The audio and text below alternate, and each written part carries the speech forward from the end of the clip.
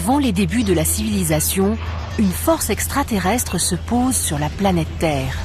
Rien ne sera plus jamais pareil. Et ils ont créé les êtres humains pour servir d'esclaves aux dieux. Ils sont plusieurs millions à croire que nous avons été créés par des extraterrestres. La conception génétique de la race humaine est un événement majeur dans l'histoire du monde. Et pour nous révéler la vérité, nos ancêtres auraient laissé derrière eux de mystérieux indices. Quand ces textes anciens évoquent des êtres étranges descendus du ciel, il faut prendre ça au pied de la lettre. On a reçu la visite d'extraterrestres. Alors, les extraterrestres ont-ils fécondé les premiers humains, accélérant ainsi notre évolution de plusieurs milliers d'années? Un homme dit en avoir la preuve. Je crois que Starchild n'est pas entièrement humain. Mais tout le monde n'est pas convaincu.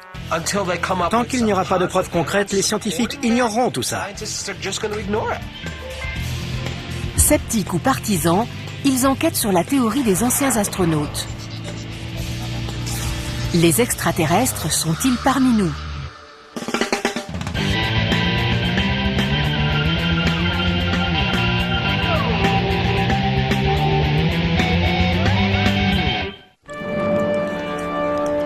Il y a des milliers d'années, blottis autour du feu, les hommes menaient une existence simple. Ils n'avaient pas grand-chose et ne connaissaient rien du vaste monde hors de leur caverne.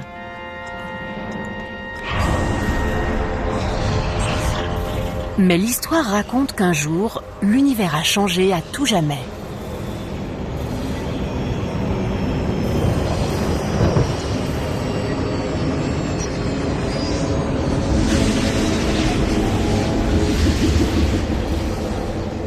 Ce jour-là, des extraterrestres se sont posés sur la Terre pour entrer en contact avec nos ancêtres primitifs.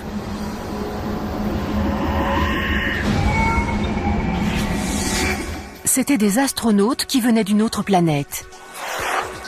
Ça paraît délirant, et pourtant, ils sont plusieurs millions dans le monde à y croire. Et cette théorie a été médiatisée par le célèbre écrivain Erich von Däniken dans son best-seller Chariots of the Gods.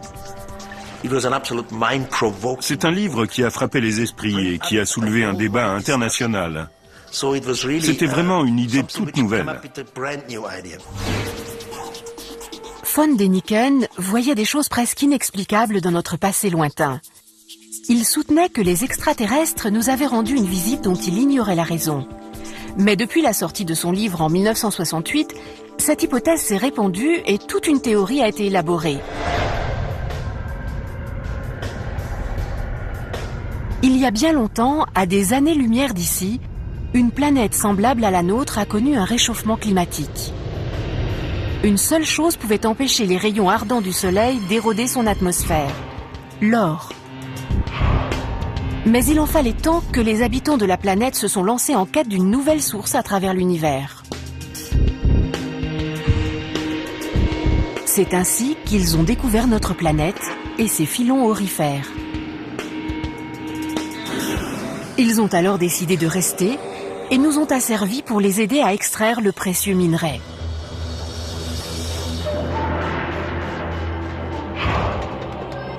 Pendant leur séjour sur Terre, ils ont bâti des monuments prodigieux comme les pyramides d'Égypte et d'Amérique.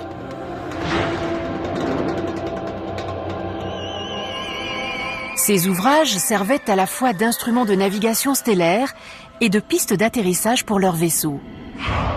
Peut-être ces visiteurs nous ressemblaient-ils, ou peut-être pas.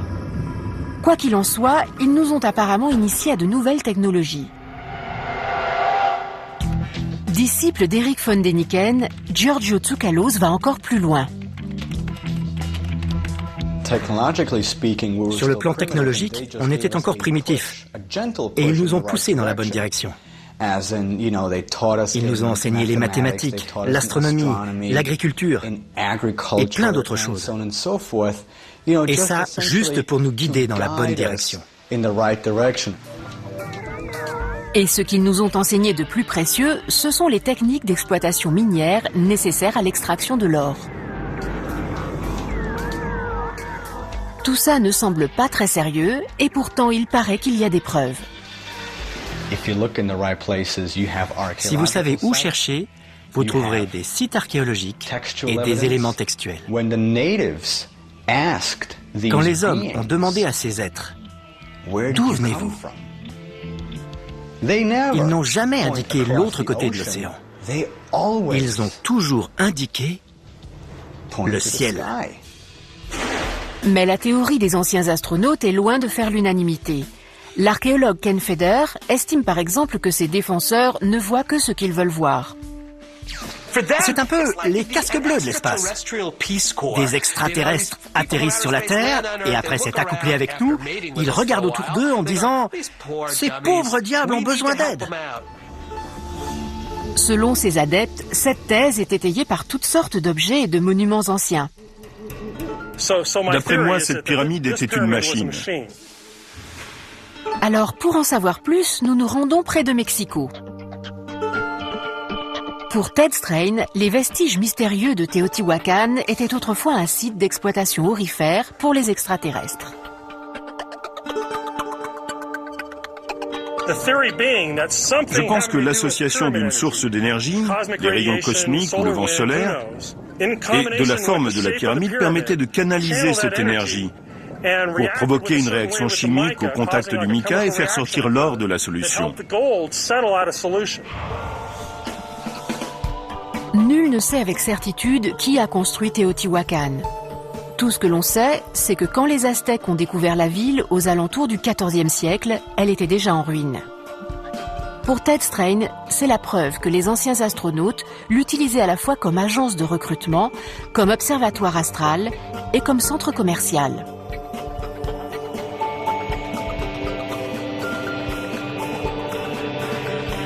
Et les extraterrestres n'ont pas colonisé la Terre uniquement à partir de Teotihuacan.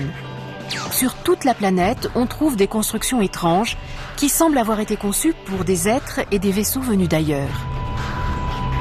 Non loin de Teotihuacan, le sommet de la grande pyramide de Chichen Itza comprend une piste d'atterrissage. Et à Baalbek, dans le nord du Liban, on a découvert les ruines mystérieuses d'une énorme structure en pierre. Mais le site le plus énigmatique reste celui des géoglyphes de Nazca, au Pérou.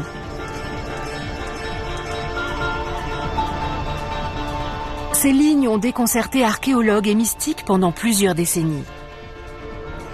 Entrelacées sur un haut plateau désertique, elles sont là depuis au moins 1000 ans. Et certains prétendent qu'elles ressemblent étonnamment à nos pistes d'atterrissage modernes. Certains de ces pictogrammes font 2 ou 3 kilomètres de long et sont parfaitement droits. Même aujourd'hui, nous aurions du mal à reproduire ça sans l'aide d'engins et de techniques sophistiquées. Comment a-t-on pu faire ça il y a 3000 ans au Pérou? Comment? Il n'y a pas d'explication.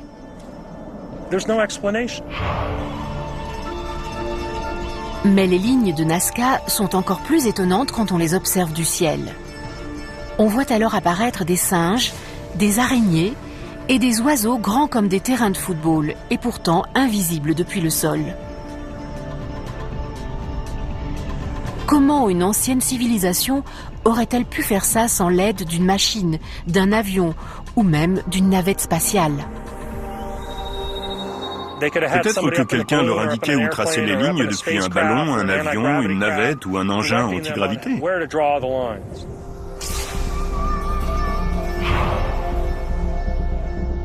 Pourquoi des extraterrestres auraient-ils tracé des pistes d'atterrissage et des formes animales étranges à Nazca ou ailleurs? Nous ne le saurons peut-être jamais. Mais ce qui semble certain, c'est qu'une fois sur la Terre, les astronautes n'ont pas chômé. Reste à portée de vue et tiens la corde. À en croire la légende, les astronautes nous ont pris sous leur aile et nous ont appris à fabriquer et à utiliser des outils. Des lasers, par exemple, pour découper des blocs de pierre absolument parfaits. Ces mêmes blocs qui ont ensuite servi à bâtir les monuments anciens qui continuent à nous fasciner, comme les pyramides d'Égypte. Les archéologues estiment que les pyramides ont 5000 ans. Chaque bloc de pierre pèse jusqu'à 15 tonnes. Comment des gens ordinaires ont-ils pu construire ces chefs-d'œuvre architecturaux? À l'autre bout du monde, on trouve les mégalithes de l'île de Pâques, des statues qui pèsent jusqu'à 82 tonnes.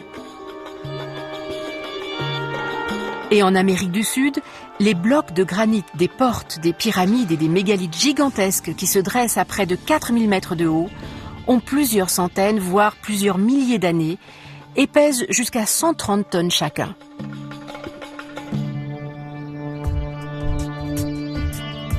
Les technologies sophistiquées nécessaires au commun des mortels pour déplacer, sculpter et enluminer de telles masses pouvaient-elles être connues de nos ancêtres?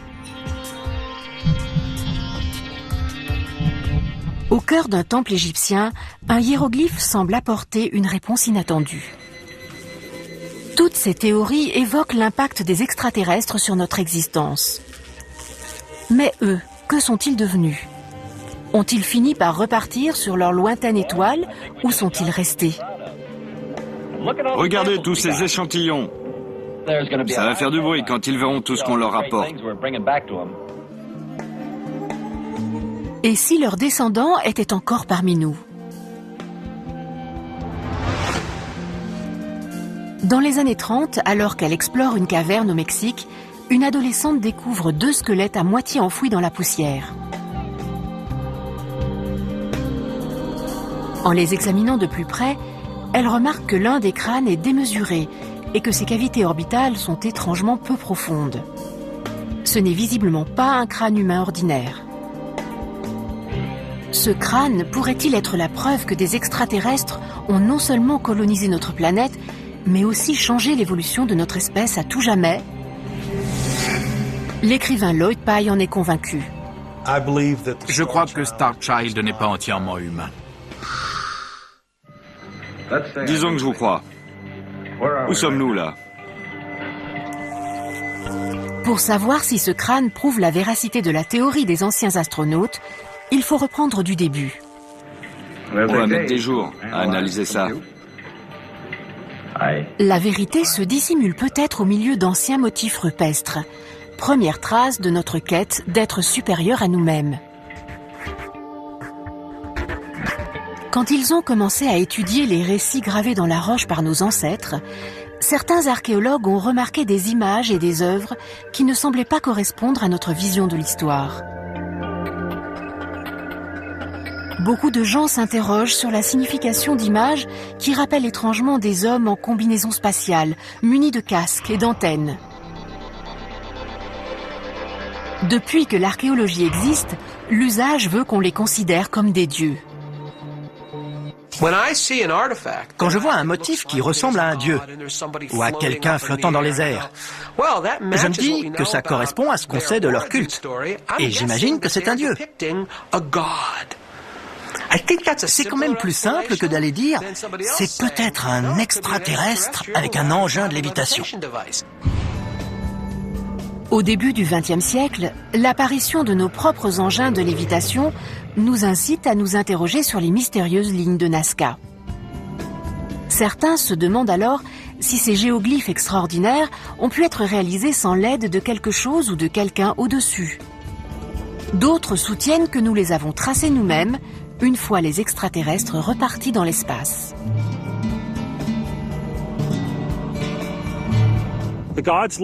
Quand les dieux sont partis, les peuples sur Terre qui avaient été en contact avec eux ont voulu qu'ils reviennent. Alors ils ont dessiné des motifs sur le sol pour leur dire « Nous sommes là. Si vous revenez, atterrissez ici. » Des extraterrestres seraient-ils ainsi à l'origine de nos plus grandes réalisations culturelles et artistiques? L'hypothèse a longtemps semblé trop farfelue pour être envisagée. Mais dans les années 60, l'homme explore l'espace et pose un pied sur la Lune. Et soudain, l'idée que des êtres venus d'une autre planète nous ont rendu visite n'est plus si inconcevable. Très vite, la théorie des anciens astronautes est prête à décoller. Et en 1968, Erich von Däniken publie une petite bombe, Chariots of the Gods. J'étais gérant d'un hôtel quand j'ai écrit Chariot of the Gods. C'est un livre qui contient beaucoup d'erreurs, des choses dont je sais aujourd'hui qu'elles sont fausses. Pas tout, mais une partie. Vrai ou fausse, l'idée que des extraterrestres ont séjourné sur Terre il y a des milliers d'années et modifié à tout jamais notre histoire se répand comme l'éclair. Pourtant, von Däniken n'est pas le premier à suggérer cette idée. Depuis plusieurs décennies, la théorie controversée du diffusionnisme a sa propre explication sur les origines de l'intelligence humaine. Les progrès extraordinaires sont forcément le fait d'une source unique. Car de façon générale, les humains sont stupides. Il faut trouver une culture géniale. Les diffusionnistes ont pensé à l'Égypte. Ensuite, on a dit que c'était l'Atlantide, au milieu de l'Atlantique. Eric von Däniken, lui, a pointé le doigt en l'air. Au milieu des années 70, la théorie des anciens astronautes arrive à maturité. Dans l'espace, en quête d'une planète légendaire. L'ennemi approche. 100 000. La Terre. Avec le temps, les contacts extraterrestres sont devenus un sujet banal dans les livres, à la télévision et au cinéma. Et c'est arrivé il y a une éternité.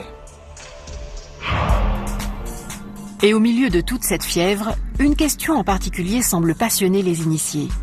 Qui a construit les grandes pyramides d'Égypte?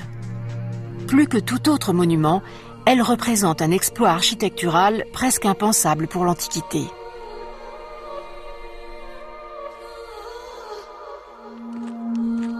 Pour l'écrivain William Henry, il est évident qu'elles n'ont pas été conçues par les Égyptiens. Quand je vois les pyramides, je me dis qu'une race extraterrestre a forcément participé à leur construction. Une conviction renforcée par l'existence des salles souterraines. Beaucoup de gens considèrent qu'elles servaient à protéger les prêtres égyptiens lors des allées et venues des dieux, les extraterrestres. Je pense que la Grande Pyramide est un capteur d'énergie géant qui peut à la fois recevoir et envoyer de l'énergie à des points éloignés du cosmos. Tout repose sur sa situation au centre des masses terrestres du globe. Et pour couronner le tout, il y a l'apparent alignement des pyramides avec le soleil et les étoiles. Leur orientation géographique les place directement dans l'axe des étoiles de la constellation d'Orion. Comment une civilisation vieille de 5000 ans a-t-elle fait des calculs si complexes et pourquoi? Le vidéaste Ted Strain voit un mystère similaire dans les pyramides de Teotihuacan. Soit les bâtisseurs du site connaissaient les cieux, ou soit ils étaient eux-mêmes des dieux et ce sont les dieux qui ont conçu tout ça. Teotihuacan signifie d'ailleurs le site des dieux, là où les dieux se réunissent. Certains disent que cette cité précolombienne est la réplique exacte de notre système solaire. Il y a même une petite pyramide qui représente Pluton. Mais Teotihuacan a 2000 ans et on a découvert Pluton qu'en 1930. Comment est-ce possible ? La réponse, c'est qu'il y a dû y avoir des dieux extraterrestres qui sont descendus du ciel et ont partagé avec les êtres humains leur connaissance des mathématiques et de l'astronomie. D'après Ted Strain, c'est un groupe de princes extraterrestres, les Anunnaki, qui a bâti Teotihuacan et d'autres structures semblables. Mais qui étaient-ils et de quelle planète venaient-ils ? Il y a 6000 ans, la plus ancienne civilisation humaine connue, les Sumériens de Mésopotamie, a gravé des tablettes racontant l'arrivée sur Terre des Anunnaki, des divinités originaires d'un endroit appelé Nibiru.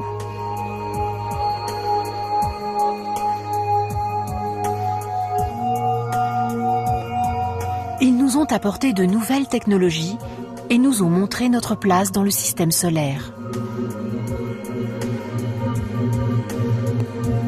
La plupart des chercheurs considèrent que les récits sumériens relèvent du mythe, mais pas tous.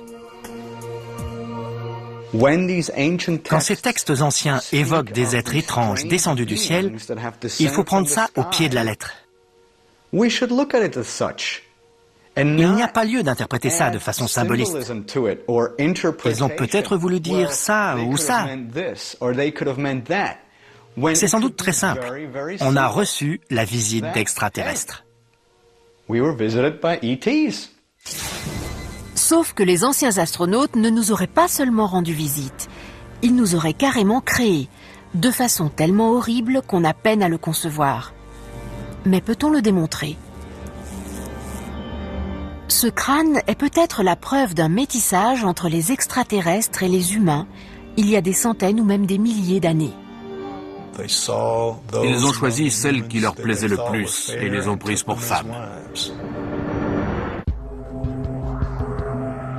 Le mystère de notre apparition sur Terre occupe une place majeure dans la théorie des anciens astronautes. Les scientifiques s'accordent à dire que l'homme moderne et les autres primates ont un ancêtre commun. Mais Homo sapiens a plus de 100 000 ans. Et les experts se sont longtemps demandé ce qui a déclenché l'apparition soudaine de la civilisation il y a à peine 6 000 ans. Le chaînon manquant est une intervention extraterrestre dans notre patrimoine génétique. Parce qu'il y a une chose très claire. Nous avons fait un bond en avant sidérant. Nous étions dans les cavernes et soudain, nous voilà en train de bâtir des pyramides. Pour les disciples de Däniken, nous devons l'étincelle de la civilisation humaine aux extraterrestres qui sont venus féconder les femmes et sont aussitôt repartis. C'est la théorie des astronautes en chaleur. Ils atterrissent sur Terre et courent chercher des femmes à ensemencer pour accéder au stade supérieur de l'évolution. La Terre devient la dernière planète à la mode et ils reviennent sans cesse féconder leurs propres descendants pour produire la génération suivante. Et nous sommes le produit de cette expérience. Éternelle victime d'une aventure sans lendemain. Il y a eu des métissages. La Bible raconte que les fils de Dieu sont descendus et ont trouvé les filles de l'homme très attirantes. Ils ont vécu avec elles et engendré une descendance. Et s'il y avait quand même eu un lendemain ?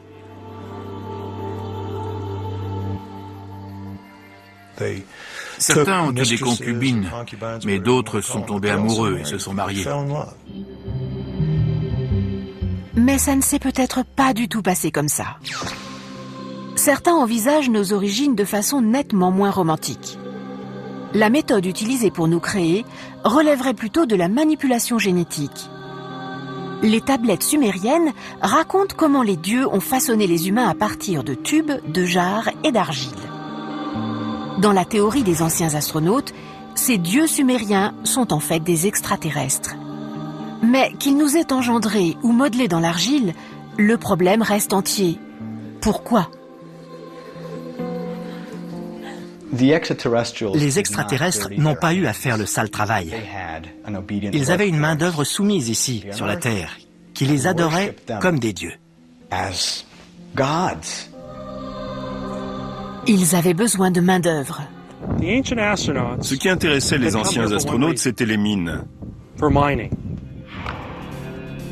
Mais les hommes ne travaillaient pas seulement dans les mines. Ils s'occupaient aussi du bétail et cultivaient les champs. Ils servaient les dieux. Pour savoir à quelle époque les extraterrestres sont arrivés, il faut aller en Chine à la rencontre du peuple Dropa. Les Dropa seraient une race extraterrestre qui a survécu jusqu'à aujourd'hui sur la planète Terre. L'histoire veut qu'en 1938, un archéologue ait découvert un étrange site funéraire dans une grotte à la frontière du Tibet et de la Chine. À l'intérieur, il aurait trouvé des petits squelettes au crâne démesuré et des disques de pierre mystérieux avec des caractères microscopiques gravés dans des sillons.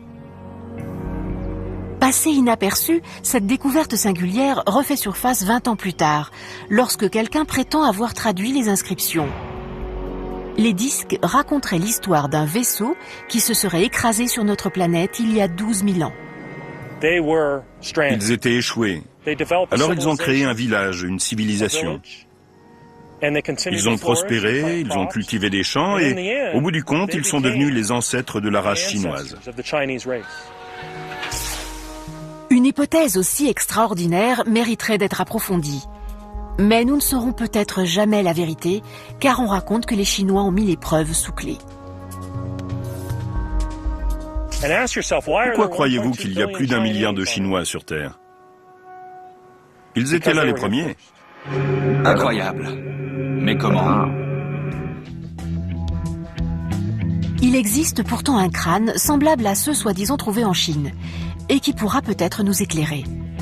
Nous allons l'examiner pour tenter de retracer son histoire. Il a été découvert par une adolescente au Mexique il y a 70 ans. Elle est entrée et elle a vu un squelette sur le dos. Elle a alors gratté la terre avec ses mains et elle a exhumé un second squelette enfoui dans le sol. D'après elle, il était mal formé. Depuis, le crâne a changé de propriétaire au moins 2 fois. Aujourd'hui, Ray et Melanie Young se considèrent volontiers comme ses parents. Le mari d'une de mes collègues de travail l'avait eu de la femme qui l'a trouvé. Comme je suis infirmière néonatale, il m'a demandé d'y jeter un coup d'œil. Au début, il m'a montré une photo sur laquelle on ne voyait que cette partie-là du visage. Je l'ai regardée et je me suis dit, je ne vois pas du tout qui c'est. Déterminé à percer son secret, il demande à Lloyd Pye, spécialiste des sciences alternatives, de mener l'enquête. Nous savions qu'il était l'homme de la situation. Ce qui m'a le plus intrigué quand j'ai comparé Starchild à un squelette humain, ce sont ses cavités orbitales. Mon père a été optométriste pendant plus de 40 ans et je sais parfaitement à quoi ressemblent des cavités orbitales. Je m'apprêtais à assister à un congrès d'ufologie à Laughlin, dans le Nevada. Alors je leur ai demandé de me confier les 2 crânes, car la conférence devait réunir environ 500 personnes, dont une bonne partie connaissait bien ce genre de choses. Je voulais avoir leur avis. La trouvaille surprend tout le monde. Ils se sont tous accordés à dire que ce crâne ressemblait énormément à celui d'un gris. Les gris correspondent au type d'extraterrestre que nous connaissons le mieux. J'ai aussitôt décidé de le montrer à des scientifiques. Lloyd veut d'abord déterminer l'âge exact du crâne. Il le confie à un laboratoire de Miami pour une datation au carbone 14 qui révèle qu'il a 900 ans. Les chercheurs observent ensuite le crâne au microscope. Ils découvrent un étrange résidu rouge et des fibres singulièrement solides à l'intérieur de l'os. Il y a donc 2 anomalies majeures. Pour autant qu'on sache, il est absolument unique. Les mycologues et autres spécialistes à qui on l'a montré n'avaient jamais rien vu de semblable.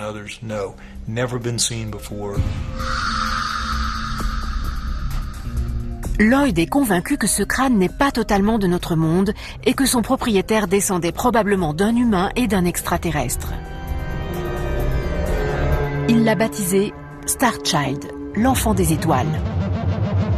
Ce n'était pas très avisé comme choix. Quand j'appelle des scientifiques et que je leur dis « j'ai un crâne étrange à vous montrer », ils me demandent s'il a un nom. Et dès que je dis Starchild, clic. Le seul moyen de savoir avec certitude si Starchild est humain ou extraterrestre, c'est d'analyser son ADN. Lloyd joue sa réputation, mais il veut connaître la vérité, quel qu'en soit le prix. Beaucoup de simples mortels admettent difficilement que des extraterrestres nous aient conçus et aient contribué aux grands chefs-d'œuvre du passé. Notre planète Astron Delta. Mais la science peut peut-être appuyer cette théorie ou au contraire la réduire à néant. On creuse le sol pour étudier les strates les plus anciennes. Et s'il y avait des traces d'une présence extraterrestre, on le saurait. Pour certains, il est évident que les extraterrestres nous ont colonisés, qu'ils se sont reproduits avec nous et nous ont enseigné leur savoir.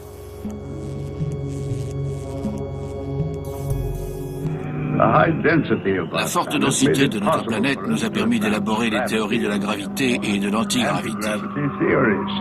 Ça m'échappe. Comment ne pas s'émerveiller en voyant qu'à différents endroits, des peuples primitifs ont sculpté et déplacé des pierres pesant jusqu'à 100 tonnes. Divers objets anciens évoquent des technologies qu'on croyait inconnues en des temps si reculés. Et certains archéologues sont captivés par les reliques exhumées ces dernières années. D'autant que la plus stupéfiante d'entre elles pourrait transformer notre vision de l'histoire. On pense souvent que c'est Thomas Edison qui a inventé l'ampoule. En fait, c'était peut-être les extraterrestres. Au cœur d'un temple de l'ancienne Égypte, des gravures rupestres au symbolisme mystérieux fascinent les visiteurs. Pour la plupart des égyptologues, elles relatent la naissance d'un dieu. Mais d'autres affirment que ce hiéroglyphe représente une ampoule avec son filament et son fil électrique. C'est tout à fait extraordinaire. L'électricité n'a pas été inventée par notre civilisation. Elle existe depuis des siècles. Mais c'est un savoir qu'on a perdu. Difficile à croire. Mais il y a un autre argument. Comment les Égyptiens ont-ils gravé tous ces motifs dans le noir complet? Ils ne pouvaient pas utiliser de lampe à huile ni de torche. On n'a pas retrouvé assez de suie à l'intérieur des pyramides. Serait-il possible qu'ils aient eu des piles?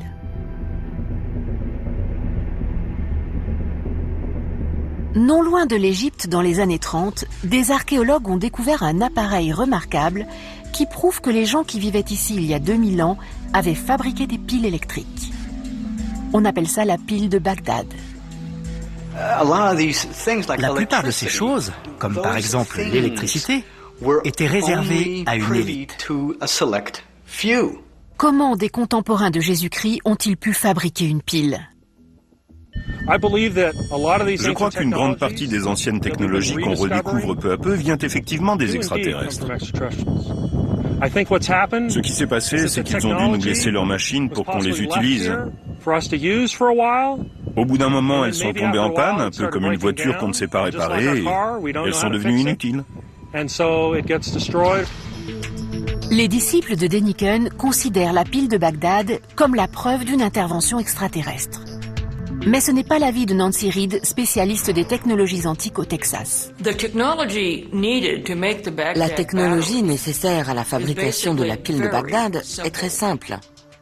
Le cylindre est en cuivre et la tige est en fer. Quant au vase, il devait être rempli de vinaigre. Au contact des métaux, le vinaigre acide provoque une réaction électrique. Et en appliquant les extrémités d'un voltmètre à cet endroit, on peut créer environ un demi-volt. Un demi-volt, ce n'est pas beaucoup d'électricité. Et on ignore toujours pourquoi des piles ont été fabriquées il y a 2000 ans. Reste à savoir si c'est une technologie extraterrestre ou quelque chose d'encore plus étonnant. Et si la pile de Bagdad ou un engin similaire avait servi à alimenter l'ampoule égyptienne? La réponse à toutes nos questions est peut-être en Suisse. L'écrivain Erich von Däniken a récemment créé un parc d'attractions dédié à la théorie des anciens astronautes. On peut y voir une superbe exposition sur l'ampoule des anciens Égyptiens. La publiciste Caroline Schneider trouve l'idée remarquable. Ça ressemble à ça. Ils avaient forcément un moyen de s'éclairer à l'intérieur de ces pyramides. C'est une des possibilités. Je ne sais pas si c'est vrai, mais si vraiment ils avaient des ampoules, c'est stupéfiant. Dans le parc de von Däniken, l'ampoule est alimentée par des copies de la pile de Bagdad.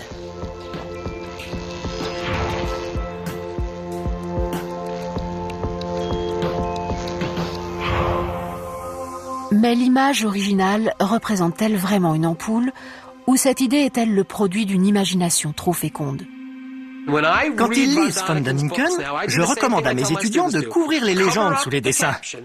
Et je vous garantis que si vous faites ça, vous ne voyez pas une ampoule. Vous voyez quelque chose qui ressemble à une aubergine. Vous retirez votre main et vous vous dites « Une ampoule ? Mais de quoi il parle ?» Montrez-moi le verre. Montrez-moi le culot de métal qui se vissait dans la douille. Montrez-moi la source d'énergie de cette ampoule. Ça, ce sont des preuves concrètes. Il faut croire que tout ce qui brille n'est pas or. Mais au fait, a-t-on trouvé de l'or à Teotihuacan? Et surtout, est-ce qu'on a trouvé la moindre preuve que les extraterrestres ont bâti cet endroit pour y extraire de l'or? L'archéologue Kim Goldsmith étudie les ruines de cette cité précolombienne depuis 24 ans. Il n'y avait pas d'or ici. Pour commencer, il n'y a pas de filon aurifère dans la région. Et personne n'a apporté d'or ici du temps de Teotihuacan. Et la théorie selon laquelle la pyramide était une plateforme d'atterrissage? Alors comme ça, ces extraterrestres seraient capables de traverser l'espace interstellaire, mais ils auraient besoin de marquer l'endroit où ils vont atterrir. Ils n'ont pas de GPS. Cela étant, les pyramides avaient peut-être quand même une signification astrale. Ted Strain affirme qu'elles reproduisent exactement notre système solaire. Mais l'archéologue Ken Feder rétorque qu'avec les pyramides, toute interprétation est subjective. L'agencement de Teotihuacan n'a rien à voir avec les planètes. Bien sûr, si on s'arrête à 9, on a effectivement le bon nombre de planètes. Visiblement, ils considéraient Pluton comme une planète, même si certains astronomes mettent ça en doute aujourd'hui. Mais si on s'arrête à 9, on se dit « Waouh, 9 pyramides, comme les 9 planètes !» Sauf qu'en fait, il y en a une 10e, une 11e et une 12e. Certains disent qu'il y avait plus de planètes dans le système solaire à l'époque. C'est un cercle vicieux. Teotihuacan était vraisemblablement une ville prospère, semblable à toutes les autres. Vous n'avez qu'à regarder une ville moderne n'importe où dans le monde et vous saurez comment ça se passait ici. Il y avait des architectes, des ingénieurs, une administration, un système judiciaire et aussi des militaires qui défendaient la cité. Ce qui nous ramène au mystère préféré des disciples de Deniken, les grandes pyramides d'Égypte.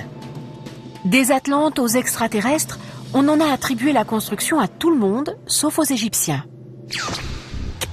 Mais l'archéologue Ken Feder soutient que la vérité est inscrite sur ces murs.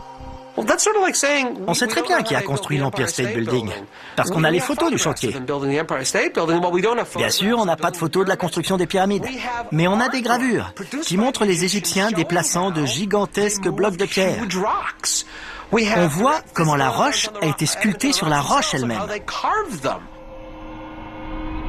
Quoi qu'il en soit, et à défaut de prouver l'existence de tailleurs de pierre extraterrestres, nous allons peut-être enfin savoir si les hommes et les extraterrestres se sont métissés. Comme je vis à la frontière et que je travaille dans un hôpital, j'ai vu toutes sortes de malformations génétiques. J'ai vu beaucoup de choses, mais rien qui ressemble à ça. Nous savons que ce crâne a environ 900 ans et que ses cavités orbitales n'ont rien d'humain.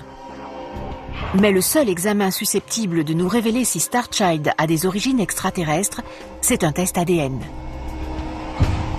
Lloyd Pye a fait subir au crâne toute une batterie de tests, mais les conclusions ne font que renforcer le mystère Starchild. Jason Eshelman, de la compagnie Trace Genetics à San Francisco, a l'habitude de travailler avec de l'ADN ancien. Il a étudié l'homme de Kennewick, des vestiges humains vieux de 9000 ans découverts dans l'État de Washington en 1996. Aujourd'hui, 10 ans plus tard, il relève un nouveau défi. Ce qui m'a intéressé, c'est que Lloyd posait certaines questions auxquelles on pouvait essayer de répondre avec des outils scientifiques. Si les procédés d'extraction d'ADN ancien et d'ADN moderne sont similaires, il est cependant plus difficile de trouver de l'ADN ancien encore intact. Avec un matériel biologique vieux de 900 ans, on sait que l'ADN aura subi quelques dégradations. Rien ne garantit qu'on réussira à extraire l'ADN de Starchild, surtout si c'est un extraterrestre. Il n'en a peut-être pas. La mission est à la mesure de Jason Eshelman et nous vous révélerons plus tard ses conclusions. En attendant, revenons plutôt à l'énigme des lignes de Nazca au Pérou. Certains estiment que les hommes n'ont pas pu tracer ces gigantesques géoglyphes il y a plusieurs milliers d'années sans aucun moyen de contempler leur œuvre d'en haut. Ils prétendent que les lignes ont été faites par des extraterrestres ou que ces derniers nous ont au moins montré comment faire. Mais à en croire un expert, ce n'était pas nécessaire.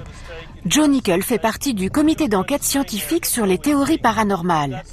Et il ne croit pas que les extraterrestres aient tracé les lignes de Nazca pour une raison très simple. Les anciens astronautes auraient évidemment survolé le plateau avec une soucoupe volante. Ça aurait soulevé un gros nuage de poussière. Les humains auraient été obligés de se masquer le visage, de plisser les yeux et de se courber. Et ils auraient pris des bâtons et une corde comme nous pour finir les motifs. Joe commence par préparer le matériel. Ce n'est pas très couleur locale, mais on est obligé d'utiliser ça parce qu'on n'a pas de désert de gravier à notre disposition. Il mesure ensuite les repères de la figure. Il s'apprête à recréer l'un des plus beaux géoglyphes de Nazca, l'araignée de 45 mètres. Ça doit faire dans les 6 mètres. Vérifie s'il y a 6 mètres d'ici à là-bas. 6 mètres 30. Il va mesurer à nouveau. Le temps passé sur cette étape porte ses fruits. Il prend donc tout son temps. Mais il a quelques difficultés. Bon, Il lui faudrait peut-être une contribution extraterrestre finalement. Cette enquête sur les géoglyphes représente un enjeu majeur. Depuis plusieurs décennies, leur mystère est la pierre angulaire de la théorie des anciens astronautes. Mais aujourd'hui, Joe Nickell pense parvenir à les démystifier pour de bon. les gens sont souvent impressionnés par les immenses dessins au sol ou par les cercles de culture, car ils croient que c'est très difficile à réaliser. Mais ce n'est pas plus difficile que de tracer un cercle régulier. Ce qu'on fait sur une petite feuille de papier avec un compas et une règle, on peut le refaire à grande échelle.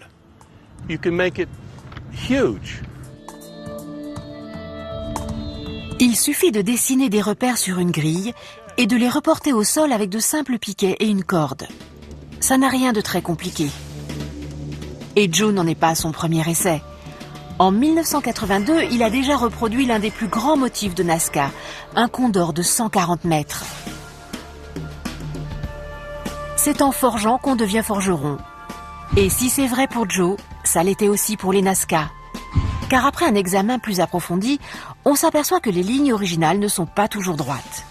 Visiblement, il y a eu quelques erreurs de calcul. Avec le temps, les artistes ont corrigé le tir et perfectionné leur technique. Mais pourquoi s'être lancé dans une telle entreprise ?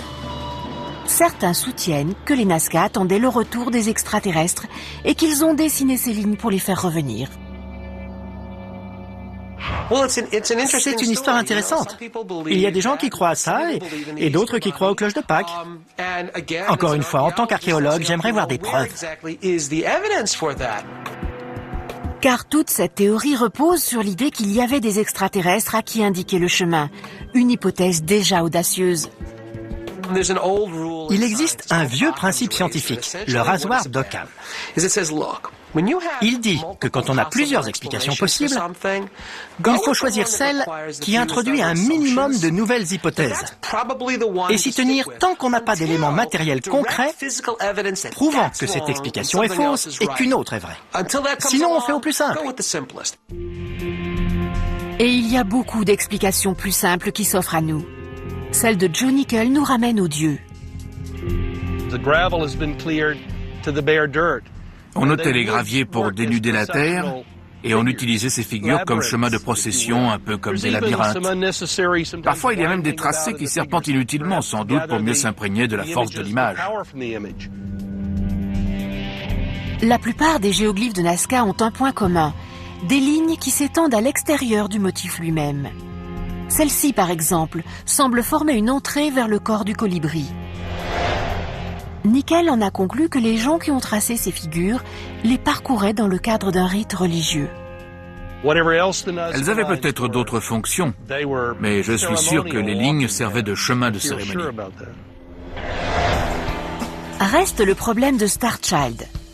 Ce crâne de 900 ans prouve-t-il qu'il y a eu un métissage entre humains et extraterrestres il y a des centaines ou même des milliers d'années?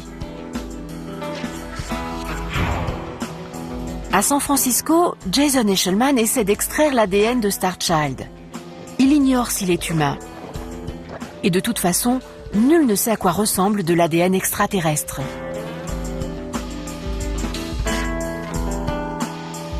Après plusieurs tentatives, il parvient à extraire de l'ADN mitochondrial, le plus facile à trouver dans un spécimen aussi ancien. Mais les informations transmises par ce type d'ADN ne concernent que la mère. Le génotype qu'on a trouvé correspond tout à fait à la région du sud-ouest où il a été découvert. L'ADN de Starchild indique que sa mère était humaine. J'ai cherché de l'ADN humain. Quand quelque chose a une forme humanoïde, on s'attend à trouver de l'ADN humain. Mais tant qu'on n'aura pas analysé l'ADN nucléaire de Starchild, Lloyd Pyle ne saura pas qui était le père. Quand on étudiera son ADN nucléaire, on verra qu'il n'est pas humain à 100%. Certains ne voient pas l'utilité d'en savoir plus sur les parents de Starchild. Je ne vois rien qui indique un enfant extraterrestre dans ce crâne. C'est juste une anomalie de la nature humaine, comme on en a déjà constaté. En tant qu'anthropologue médico-légal, Bill Rodriguez a vu toutes sortes de crânes. Il a même examiné Starchild en 1999. Si un profane observait les ossements de Starchild, il les trouverait certainement étranges et inhabituels, peut-être même un peu monstrueux.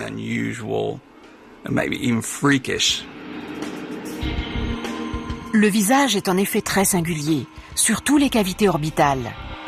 Un humain aurait-il pu survivre avec des yeux comme ça? Les cavités sont peu profondes, mais on voit encore l'endroit où le nerf optique venait se raccorder à l'orbite pour fournir la vue. Et le développement du crâne s'est simplement adapté à la forme des orbites.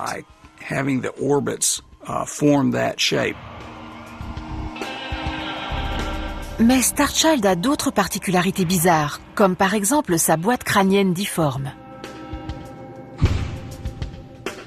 Pour Lord Pye, cette difformité suffit à prouver que son protégé n'est pas entièrement humain.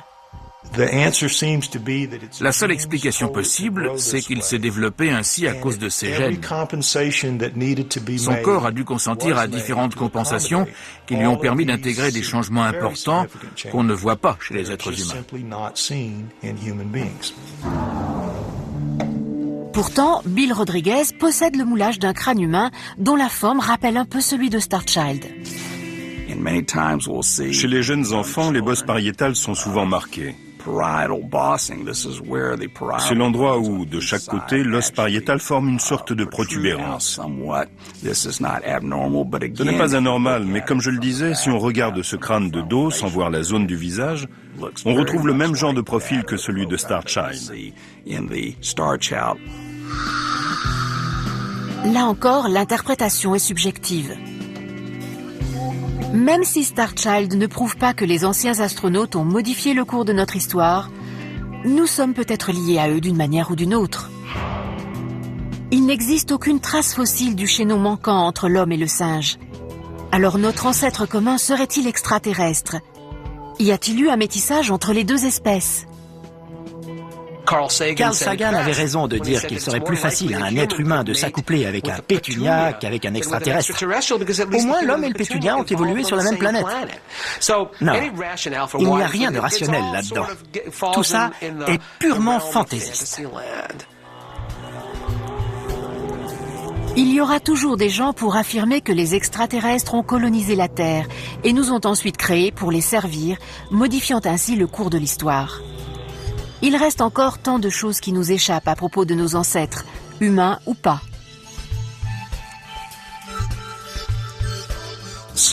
La science n'est qu'une longue suite d'erreurs corrigées. Je crois que Starchild montre qu'il y a des erreurs qui doivent être corrigées.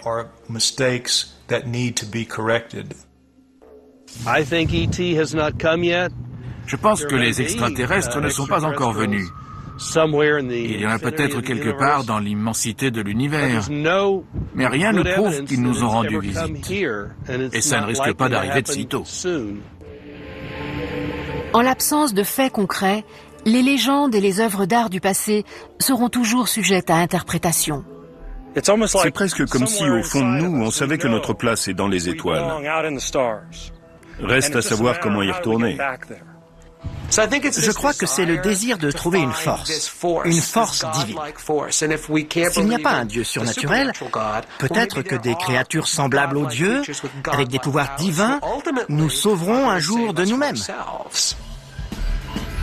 Nous ne saurons sans doute jamais toute la vérité. Alors, à nous de nous faire notre propre idée à partir des faits.